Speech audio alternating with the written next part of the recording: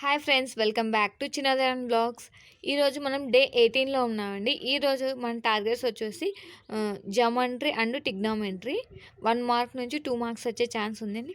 Maths అండి, ఇందులో నుంచి కూడా 1 మార్క్ వచ్చే ఛాన్స్ ఉంది. ఈరోజు మన డే 18లో ఇవ్వండి. జామెంట్రీ టిగ్నామెంట్రీ అనేది కొంచెం బాగా చూసుకోండి. మ్యాథ్స్ కూడా చూసుకోండి, ఓకేనా. 1 ప్రాబ్లం వచ్చే ఛాన్స్ ఉంది. సో బాగా ప్రిపేర్ అవ్వండి. ఇదే మన డే 18లో మనకున్న టార్గెట్స్ ఇదండి.